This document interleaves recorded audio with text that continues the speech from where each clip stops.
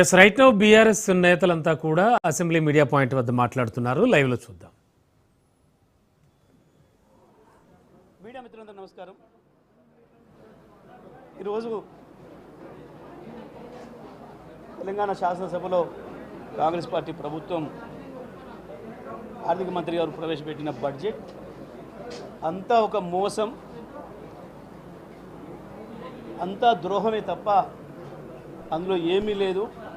అన్ని వర్గాల ప్రజలకి చెవిలో పువ్వులు పెట్టిరు తప్ప ఎక్కడ ₹1 బడ్జెట్లో ప్రజలకు ఇచ్చిన హామీలు నెరవేర్చడానికి ప్రయత్నం చేయలేదు. 6 గ్యారెంటీల్ని అసలే మర్చిపోయినరు. ప్రభుత్వ ఉద్యోగులు, నిరుద్యోగ యువకులకు సంబంధించిన ప్రస్తావన ఇక్కడ లేదు. ఉద్యోగాలకు సంబంధించిన ప్రస్తావన వాళ్ళు ఎన్నికల ముందు ఏదైతే చెప్పిర్రో నిరుద్యోగ యువకుల్ని రెచ్చగొట్టి 2 లక్షల ఉద్యోగాలు మొదటి సంవత్సరంలోనే ఇస్తామని చెప్పి ఇప్పటి వరకు మోసం చేస్తూ వచ్చిండ్రో, కనీసం ఈ సంవత్సరమైనా ఏమైనా ప్రయత్నం చేస్తారేమో అని చెప్పి యువత మొత్తం ఎదురు చూస్తూ ఉన్నారు. కానీ ఉద్యోగాల ప్రస్తావన ఇక్కడ లేదు, ఉద్యోగస్తుల ప్రస్తావన అసలు లేదు.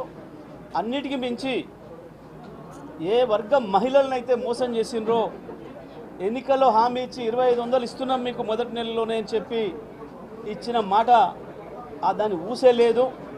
మరొకసారి మహిళల్ని దారుణంగా వంచిండ్రు, మోసం చేసిండ్రు.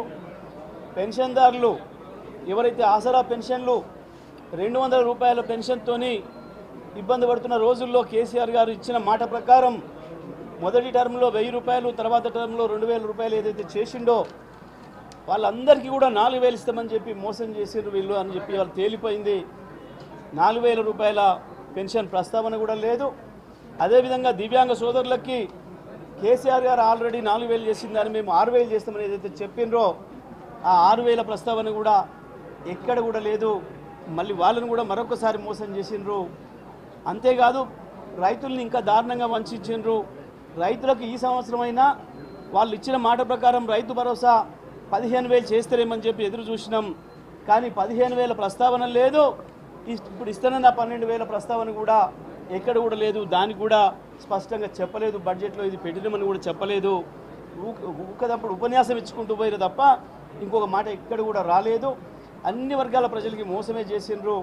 ఎక్కడ కూడా స్పష్టత లేదు. విద్యకు సంబంధించిన మోసమే, ఉద్యోగాలకు సంబంధించి మోసమే, కార్మికులకు మోసమే.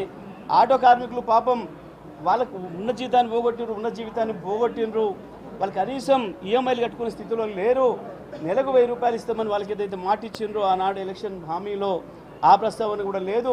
రైతు కూలీలకు సంబంధించి ₹1000 నెలకు ఏదైతే ఇస్తామని చెప్పిండ్రో ఆ వాళ్ళకు సంబంధించిన ప్రస్తావన కూడా లేదు. ఆర్టీసీ ఉద్యోగులకు సంబంధించిన ప్రస్తావన లేదు. వాళ్ళది కనీసం ఏం చేస్తారో ఆర్టీసీ భవిష్యత్తు ఏందో కూడా ఎక్కడ కూడా దాని పొరపాట్లు కూడా రవాణా పద్ధతులు ఎక్కడ ప్రస్తావన కూడా చేయలేదు. ఏ ఒక్క పద్దు కూడా నమ్మకంగా లేదు, నమ్మదగినగా లేదు. ఉత్తవే అంకెలేసిరు తప్ప దాంట్లో దేనికి ఎంత పెడతామనే మాట కూడా, ఏ స్కీమ్కి ఏం పెడతామనే మాట కూడా ఎక్కడ కూడా లేదు. అన్ని వర్గాల ప్రజలు మోసం చేసిండ్రు. ఎస్సీ సప్లాన్ విషయంలో మోసం చేసిండ్రు, బీసీ సప్లాన్ విషయంలో మోసం చేసిండ్రు, మైనారిటీలకు ఇస్తున్న మాటల విషయంలో మోసం చేసిండ్రు. ఈ రాష్ట్రంలో ఉండి అన్ని వర్గాల ప్రజలకి చెవిలో పువ్వులు పెట్టిరు తప్ప ఇంకొకటి లేదు. విద్యా ప్రమాణాలు పెంచేదానికి ఆలోచన కూడా చెప్పలేదు. కేవలం వాళ్ళ కుంభకోణాల కొరకు, కాంట్రాక్ట్ల కొరకు, భవనాల కొరకు పెట్టుకున్నారు. హ్యామ్ రోడ్ల నిర్మాణం అని చెప్పి అదొక పెద్ద స్కామ్ చేయడానికి దానికి మార్గం ఏర్పాటు చేసుకున్నారు.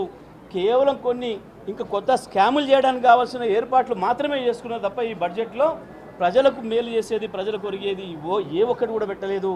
6 గ్యారెంటీల ఊసు కూడా ఇక్కడ ఈ బడ్జెట్లో లేదు. ఇది తెలంగాణ ప్రజలకు ఒక నిరాశ కలిగించిన రోజు ఈ బడ్జెట్ తప్ప ఇంకొకటి ఏమీ కూడా దీంట్లో లేదు.